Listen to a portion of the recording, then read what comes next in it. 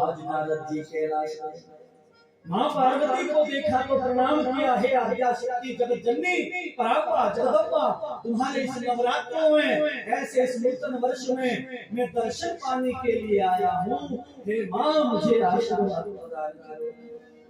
पार्वती मैया कहती, अरे गुरुदेव आप हमें प्रणाम मत करो, आप हमारे पूज्य हो, आप हिमाचल से आए हो। नई बात बताओ, जितने भी पुराण शास्त्रों को व्यास जी ने लिखा हिमाचल में आकर के लिखा। सरस्वती नदी तट के किनारे, शतद्रु नदी के किनारे व्यास गुफा है, ऊपर महाराज कुल्लू और किन्नौर के बीच, मंडी के बीच सीमा लगती है, जहाँ से सतलुज नदी बहती है। वहाँ महाराज, क्योंकि मैंने कहा था सत्संग की भूमि है, और कोई अगर कवि हो, कोई लिखना चाहता हो, उसे शांत भूमि, सत्संग की भूमि, एकांत भूमि, तप की भूमि चाहिए, जहाँ पर वो विचारों को महाराज उस अवतारों को देख पाए। तो ऐसा तो हिमाचल है। आज हिमाचल से नारद जी गए तो पार्वती का विवाह नारद जी ने करवाया भोलेनाथ के साथ। पार्वती कहे, आप तो मेरे गुरु हो, आप नहीं तो ये संबंध जोड़ा जो सबको महाराज, और देव मेरे पति महादेव, इतना बड़ा रिश्ता आपने बनाया, इसलिए आप प्रणाम मत करो। मैं आपको प्रणाम करती हूँ और पूछती हूँ हिमाचल वाले कैसे? नारद जी कहते, हिमाचल वाले तो बहुत अच्छे हैं, पर देवी जब से आपकी विदाई हुई है तब से आपसे मिल नहीं पाए, इसीलिए सब आपको याद करते हैं। अब पार्वती के मन में विचार आया, नारद जी पहली बार हमारे घर आए, और घर कहाँ है? क्योंकि वहाँ घर तो है ही नहीं, हिमखंड है, हिमालय, कैलाश, गुफाएं हैं, कंदराएं हैं। तो पार्वती मैया सोच रही, नारद जी सोच रही होंगे कि ये कहाँ बेटी आ गई, मैंने कहा इसको ब्याह दिया। अगर हिमाचल वालों को पता लगेगा कि ऐसी जगह रहती हैं तो सब रोएंगे कि ना घर है ना हमारा घाट है, सब स्मार्ट है, ऐसी जगह तुम रहती हो। तब तक नारद जी ने पूछ लिया, अरे बेटी सब कुशल मंगल तो है, ये स्थिति देख करके तुम्हें सुख यहाँ प्राप्त हो रहा है कि नहीं? वो देवादिदेव महादेव तुम्हें प्रेम करते हैं।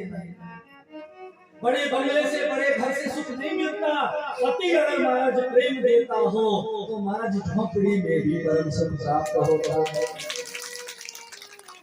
और मुझे पता है देवादिदेव सबसे बड़े आशुतोष हैं, और फिर भी मैं तुमसे सुनना चाहता हूँ कि तुम मायके वाले से बेटी अपनी हर बात कहते हैं, बाकी किसी से भी कहेगी मायके में हर बात कह देगी, यहाँ तक कि तो बात पति से भी नहीं कहेगी, वो भी मायके में कहेगी। तो पार्वती मैया कहती, नहीं नहीं गुरुदेव महादेव मुझसे बहुत प्रेम करते हैं, इतना प्रेम करते हैं कि शायद ही कोई त्रिभुवन में अपनी धर्म पत्नी से इतना प्रेम करता है। नारद जी ने कहा, सच में देवी ऐसा ही है? हाँ हाँ गुरुदेव ऐसा ही है, भोलेनाथ जैसा तो कोई नहीं, अद्भुत है, उनके बारे में क्या कहूँ। भोलेनाथ के बारे में इतनी तारीफ सुनी तो नारद जी यही चाहते थे, तो देवी क्या तुम उनके बारे में सब कुछ जान रही है? पार्वती ने कहा, हाँ सब कुछ मुझे पता है, जो किसी को नहीं पता। क्यों? धर्म पत्नी को भी पति के बारे में नहीं पता हो सकता है। एक नई बात और बता दूं आपको ताजा, अगर हमारे पति का प्रमाण पत्र लेना चाहते हो, किसी पुरुष का प्रमाण पत्र लेना चाहते हो, तो उसकी धर्म पत्नी से लो।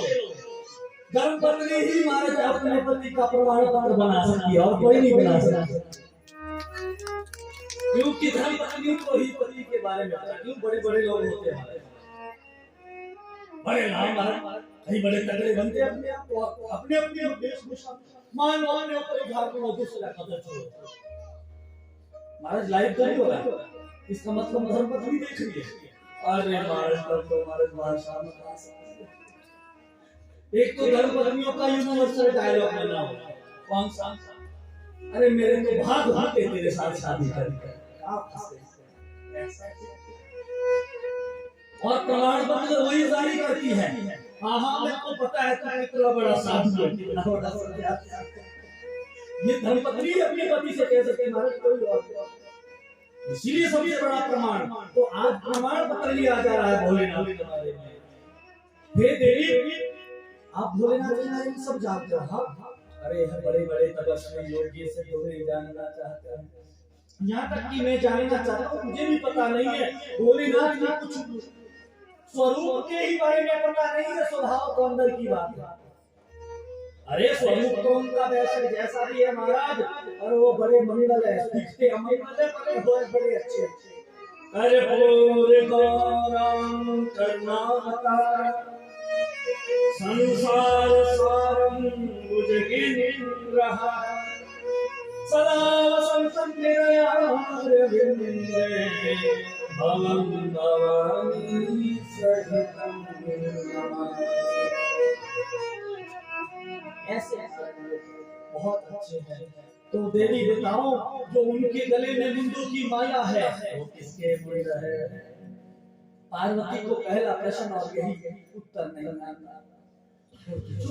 अभी तक जिसकी इतनी स्तुति गा रही थी पहले प्रश्न का पता नहीं है, जिसके बारे में मैं ये सब कुछ छुपा रही थी, अरे वो पर्दा खुल गया और सब राज पता लग गया। नारद जी यही बात पता नहीं है, बाकी सब पता है। नहीं बहुत अच्छे हैं, सब बताते, बस ये पता नहीं बोलना भूल गए होंगे, मैंने ही पूछा नहीं। नारद जी ने कहा कोई बात नहीं देवी, नहीं कुछ और पूछो उनके बारे में और नहीं पता, बस एक बार पूछ लिया, अब दोबारा कुछ नहीं पूछना, मैं जाता हूँ। अब पार्वती गुस्से में आती है कि नारद जी आज वापस जाएंगे हिमाचल वालों को बताएंगे कि वहाँ हमारी बेटी बड़ी बुरी फंसी हुई है, उसे उसके पति देव ने एक बात तक नहीं बताई, बाकी बातें अब तो महाराज इस भाव को लेकर के क्रोध में आए हैं, क्रोध में है पार्वती मैया। और उसी वक्त महादेव आ गए हैं और जैसे ही आए वैसे ही महाराज पार्वती के सामने पहुंचे कि पार्वती के सामने आए तो पार्वती डरी होती है। और एक पति ही है जो अपनी पत्नी का बिना देखे भी पता लगा सकता है कि मूड कैसा है। अब पहले स्वभाव था। अरे महादेव और हंसी मजाक करते हुए सामने आए कि पार्वती अभी डरी, ये क्या पता लग गया महाराज की गड़बड़ है। तो महाराज पति डर जाता है, पति चाहे बड़ा पहलवान क्यों नहीं है, और धर्म पत्नी के सामने वो भीगी भीगी बन जाता है। ऐसा नहीं, अरे महाराज हमने अनुभव किया, क्योंकि एक बड़ा भारी पहलवान था महाराज, कौन था? शिमला की बात है, और गौतम जी को तो पता भी है वहाँ के आदमी के बारे में, बड़ा तकड़ा। और महाराज कथा में मैंने सोचा गदगद हुआ, यही मौका इससे मित्रता कर लूं, इसको अपना चेला बना लूं, क्योंकि जब चेला पहलवान बहुत नाम था शेर सिंह। अरे गुरुजी कोई चक्कर हो तो हमें बताना, क्योंकि आजकल गुरुजी को बड़े चक्कर है। जब उपदेश दिया जाता है तो हमारी बातें तो सामने आती है, और किसी को पूरी लग गई तो आजकल के जो लाले और चीटे खाने वाले, अच्छा हमारे बारे में ऐसी बात की नीचे उतर कर बताते हैं दुआजा करने में। महाराज आजकल गुरुजियों को भी कोई बॉडी गार्ड चाहिए, मैंने इस चक्कर में महाराज उसको अपना चेहरा बना दिया। गुरुजी कोई बात हो तो मैं, मेरे नाम से डरते हैं लोग, नाम है शेर, बाकी सब एक शेर, मेरे में दो शेर लगे, मैं डबल लॉयल हूँ, प्रॉपर शेर हूँ, बोलिए साचे दरबार। आज मैं भी उसके घर गया, मान प्रॉपर शेर है, आपको मेरा चेला घर गया, घर में प्रवेश किया, उसने दूर से आवाज लगा दी गरज करके, अरे ओ जल्दी से पानी और चाय लेकर के आओ, गुरुजी आए हैं। अच्छा उसी जो धर्म पत्नी थी उसको पता था कि ये गुरुजी है, तो महाराज जैसे आवाज लगी तो वो महाराज और दूसरे कमरे में चली गई सजने समझने के लिए। अरे गुरुजी के सामने जाना है तो प्रणाम करूं, बहुत समय हुआ, अरे आगे नहीं गुरुजी आए, चाय पानी लाओ। उधर से ही आवाज आई, मेरे हाथ से गुरुजी चाय पानी पीते, तेरे हाथ क्या टूटे हुए, चुपचाप खाओ, चाय और पानी लेके आए। महाराज मेरे को पता चला अभी तक बबर शेर बना हुआ था, अब ये भाई बेटी हो महादेव के लिए स्थिति। महादेव कहते हैं अरे ओ शैलपुत्री, अरे ओ हिमसुता, अरे ओ ब्रह्मचारिणी, अरे ओ हिमाचल पुत्री। अनेक नाम, मृगनयनी, कमलनयनी, मृगाक्षी, ऐसे सुंदर सुंदर नाम। अरे श्री देवी और पार्वती महाराज इधर से उधर हो पर ना देखे एक ना सुने, तो हंसी मजाक करते हुए महादेव कहते हैं अरे ओ काली, काली, काली कहना ही था। जयंती मंगलाकारी भद्रकाली कालिनी दुर्गा क्षमा शिवधात्री स्वाहा स्वाहा। मुड़ करके देखा, हाँ हूँ मैं काली और मैं तो भद्रकाली स्वरूप से हूँ, तुम तो अंदर से काले हो, दिल से काले हो, बने भोले भाले हो, तो दिल बड़ा काला है। और कोई भी अपनी धर्म पत्नी को काली नहीं बोल सकता, बेशक धर्म पत्नी काली की नहीं है, तब भी काली बोलेगा। हाँ काली महादेव चुप महाराज गरज गया। और जैसे ही आज पार्वती कहने लगी तुम इतने काले हो, सब कुछ छोड़ करके माँ बाप का घर हिमाचल छोड़ करके कैलाश, इन खंडरों में, इन शिखरों में, गुफाओं में, जंगलों में सब कुछ तुम्हारे समर्पित करने के लिए यहाँ पहुंची, और तुमने मुझे इतने बड़े राज छुपाए, ना जाने तुम्हारे मन में बहुत क्या होगा। आज पता चला तुम्हारे महादेव कुछ बोले हुआ यार क्यों न होना क्या था, इतना बड़ा सब कुछ मेरे साथ, इतना सोयाबीन गया, ये बात नहीं पता। अरे कुछ तो चुप अब चुप रहे महाराज। समय ये सबसे बड़ा तरीका है पतियों के लिए। और बढ़िया बात बता दी, तो यह बातें हो रही है, शिक्षा मिल रही है, क्योंकि जब धर्म का ये रूप होगा तो पति देव चुप हो जाए। एक पूज्य पिता श्री महाराज बड़ा सुंदर इस पर व्याख्यान देते हैं कि जो धर्म पत्नी होती है जब यहाँ विवाह होता है तो चंद्रमुखी होती है। चंद्रमा मुस्कुराते शीतला पूरे परिवार में आनंद होता है। जब हमारे 4-5 वर्ष हो जाए, बच्चे हो जाए, तो परेशानी झेलती अपने काम को करती, हमारी कभी कभी फिर वही चंद्रमुखी सूरजमुखी हो जाती है।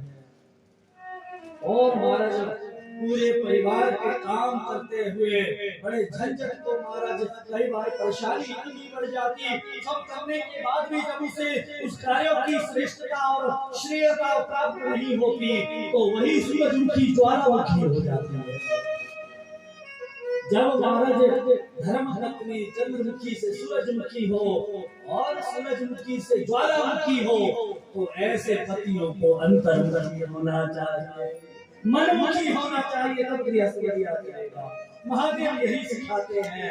महादेव चुप हुए, अब जाकर के जब बोल करके पार्वती कुछ बोलते क्यों नहीं? अरे अभी तक कह रही थी चुप रहो, आप कहते बोलते क्यों नहीं?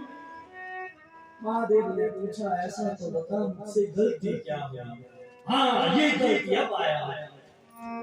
गलती ये है कि आज तक आपने ना जाने कितनी बातें जो मुझसे छुपाई। कौन सी बात छुपाई? अरे आपके जो गले में उल्लू की माला है ये बात नहीं बताई। महादेव ने पूछा कोई घर में आया था क्या? आज तक तुमने ये पूछा नहीं। मुझे लगता है रास्ते में नारद जी मिले थे, वो यहीं से आके गुजरे होंगे। ये उन्हीं की कराई करामात है। मेरे गुरुदेव के बारे में मत कहना, मेरे गुरुदेव है निंदा नहीं। अरे देवी देवी निंदा नहीं कर रहा, पर तुमने पूछा नहीं और मैं बता नहीं पाया। ऐसा है देवी ये माला तुम्हारे पूरे जन्म के जितने मुंड है वो मैंने निशानी के तौर पे, प्रेम के तौर पे मैं तुमसे इतना प्रेम करता हूँ, उन सब की माला बना करके अपने गले में धारण